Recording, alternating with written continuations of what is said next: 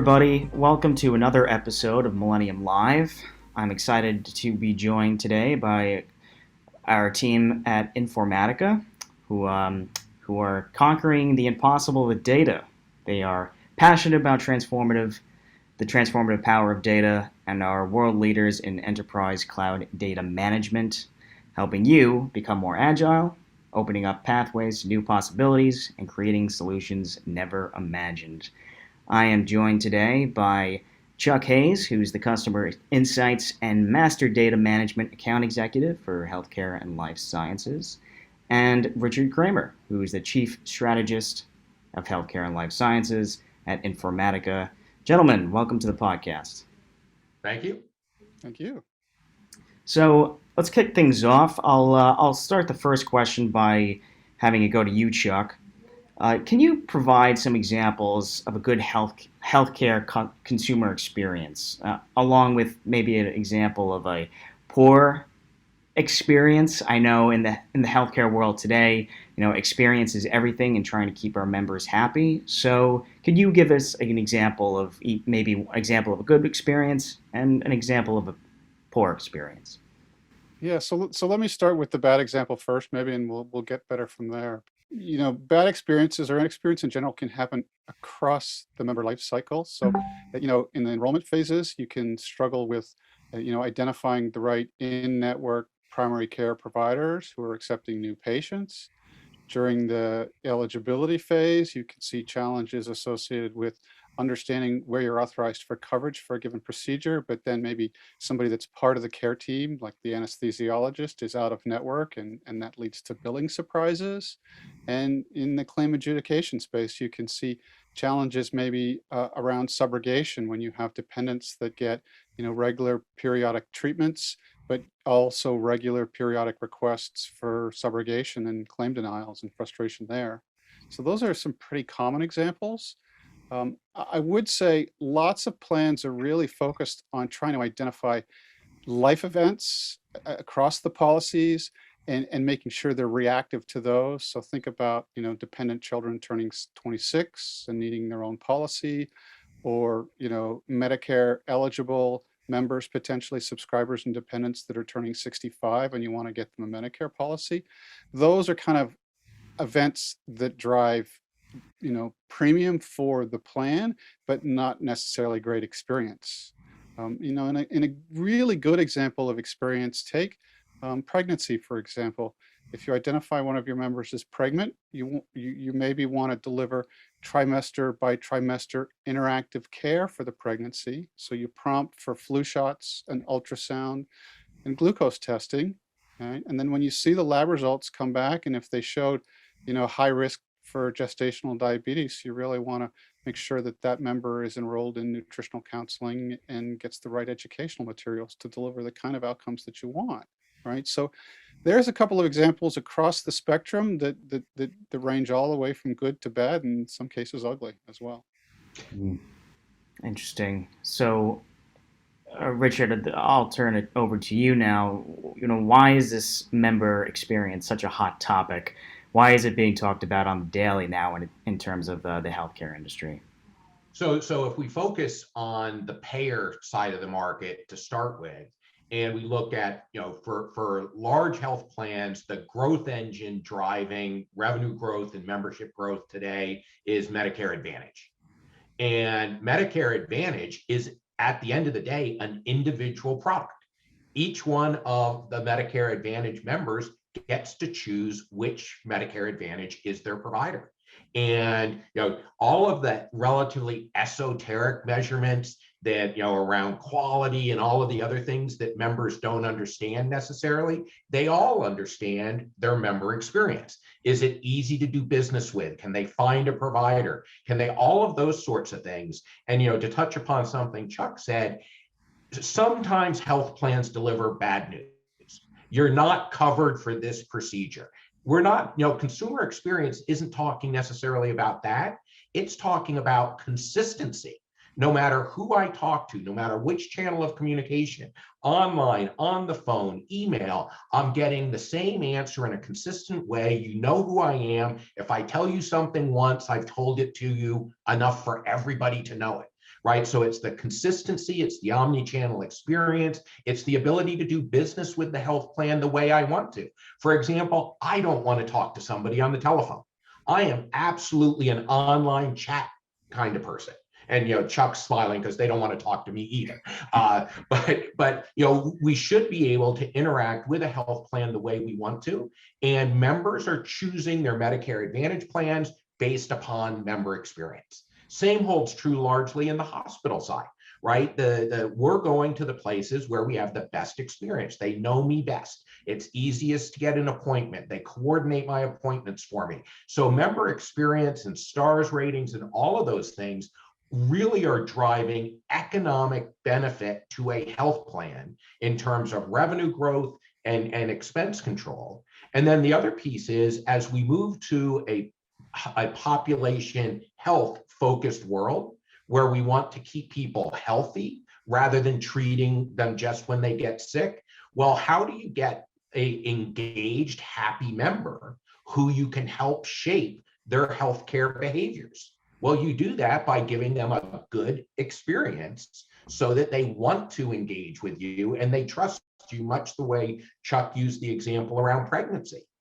Normally, if you don't like your healthcare insurer and you're not happy with the experience, don't interact with me. I don't trust you. I don't like your interactions. But if you do it proactively, the way Chuck described around pregnancy, wow, you're value added. You're helping shape my healthcare experience. You're getting me to do a prenatal visit that I otherwise might not have done. And that's all based upon the substrate of having a good consumer experience with their health plan. And well, Richard, you laid it all out really nicely and smoothly. So, Chuck, why is this? Why is what Richard is saying such a challenge to healthcare leaders today? It all might. Richard, you even mentioned it. You hit the nail on the head there with consistency. I think that's and feeling valued as a member. Now, why is it becoming such a challenge for this to execute? Yeah, so what we're describing, right, is the ability to be predictive and proactive as opposed to reactive and repetitive, right? And the challenge at its core, the critical factor in all of these things is having accurate data that will give you the insights to drive the action that you want, right? So there's this chain from data to insight to action. And if you don't have good data, you can't get the right insights and you can't, take the right action, right? And at its core, the data challenge is really hard to solve because the data is locked in siloed applications, typically by line of business, right? So you've got solutions for marketing and health plan operations and member service and care management and underwriting and on and on and on. And all of those solutions typically are line of business silo focused. None of them were ever deployed around member experience or consumer experience to start with, right? So they're not really optimized for that solution. They're optimized for marketing segmentation, or they're optimized for understanding the population health risk associated with the entire, population that you're serving, for example, or for adjudicating claims.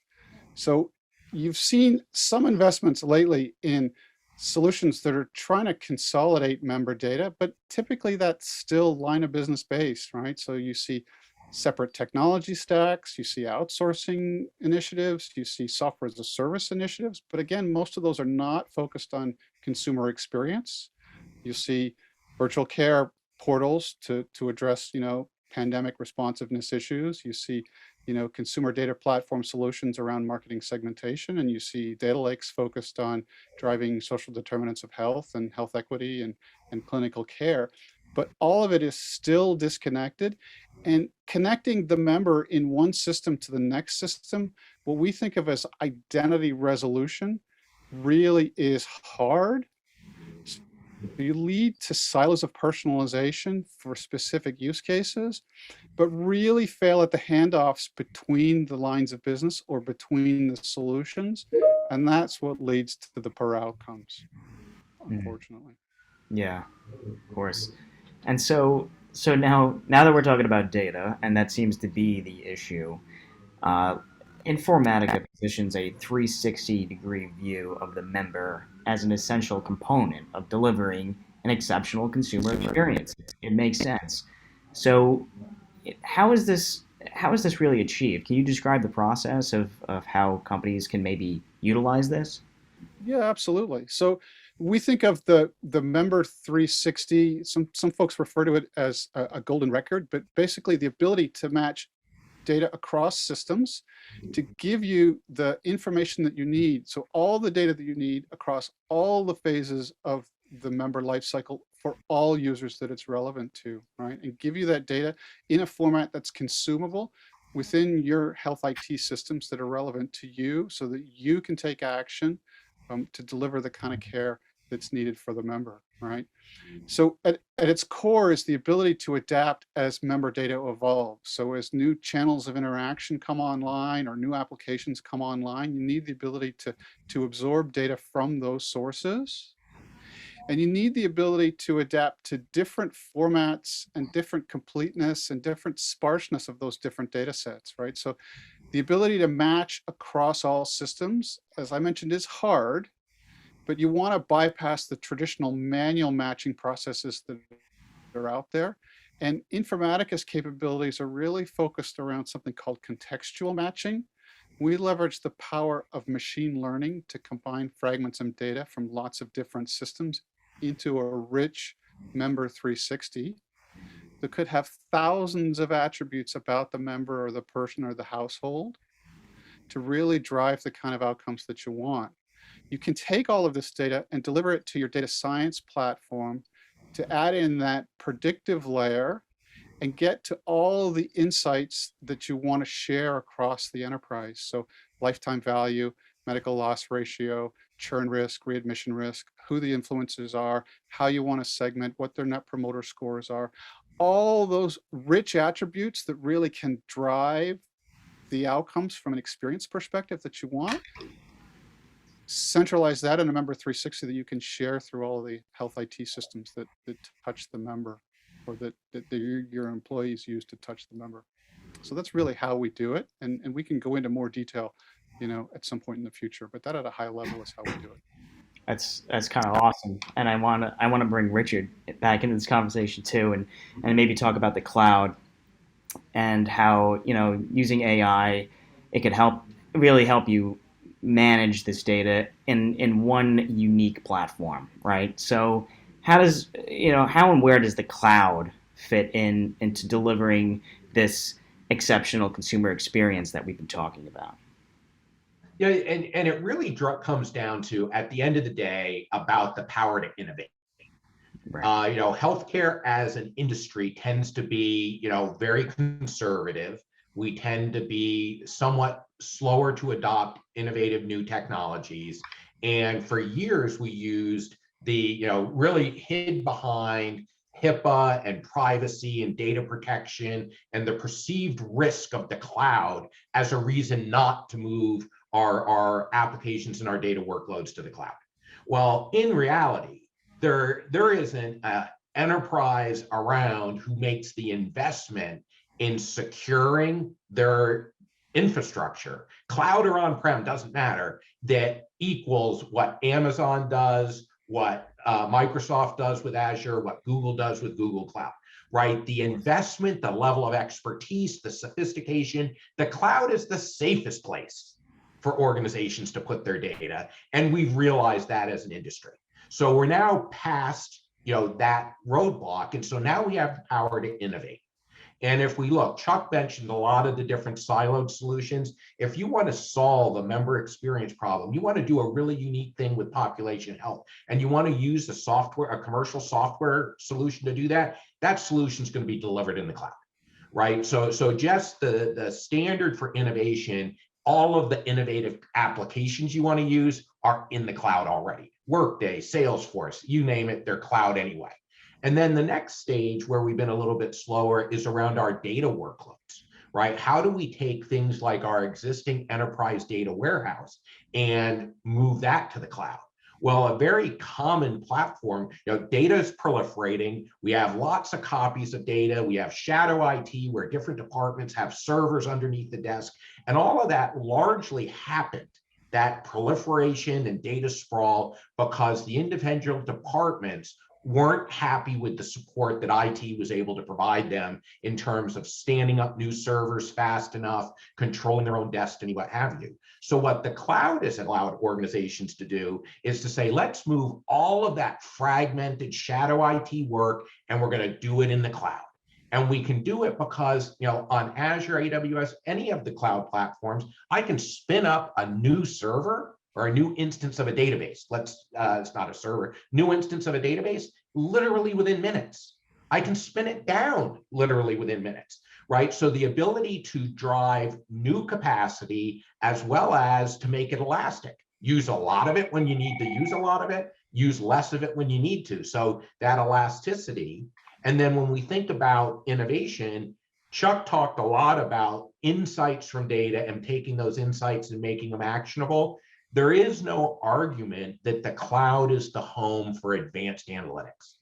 Advanced analytics is all about processing power. And the place to do, advanced analytics with unlimited processing power is the cloud. And time that with the ability that says, hey, I need a lot of power sometimes and no power most of the time. Well, what better way to do that with elastic compute in the cloud rather than having to buy hardware for the maximum you would ever need in an on-premise world? So all of those things really drive the workloads to the cloud. And at the end of the day, it's the ability to innovate faster. All right, we're moving to the cloud. All right, first of all, thank you both for your time, but I do have a final question. I'm going to pose this to the both of you, Chuck and Richard. This is very interesting stuff, and we're creating. This is a values-driven process. So where does one begin? Where should organizations focus first if they want to integrate into the cloud, and how should they get started? Chuck, I'll start with you.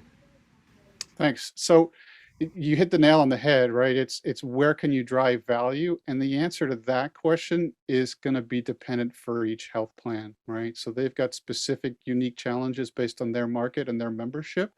And in general, we don't get very prescriptive and say everybody needs to start at point X. We more say things like start small, think big, move fast. So the power of innovation. Our solution is really designed to be agile, and we can work collaboratively with you to identify the best places to start to drive the kind of innovation that you want. I kind of described a scenario where you could get to a really robust member profile, the member 360 with thousands of attributes in it. You don't want to start with thousands of attributes. You want to figure out what are the 10 or the 20 things that really are going to move the needle on the first initiative. Get your organizations focused on innovation and grow from there and be responsive to market needs. Some organizations, they're going to really start, on how do I address some of the outstanding challenges that are, regulatory challenges that are out there. Like, how do I understand where do I put my health equity data and understand the race and ethnicity of my membership or my target population? Other organizations might say, I really am focused on penetrating the Medicare, Medicaid marketplace, and I really want to understand how the individual members have, that are dual eligible and what their policy coverage looks like. It really can vary, but I'm sure Richard's got some great examples as well that he can speak to. Yeah, thanks, Connor. Thank you, Chuck. So I'm going to revisit my cloud bite of the apple and sort of tag on to what Chuck said. One of the great things about the cloud is because you literally can do a small dollop of a product or a capability. Back in the day when we sold on-premise software that was big and bulky, we would answer your question in a sequence of products. Oh, you naturally start with this product because it's going to take millions of dollars and years of effort to install it in a data center. And then there's the next product and you would follow on. Well, with the cloud, we don't have that conversation anymore. We do it exactly the way Chuck said. Well, what problem do you want to solve?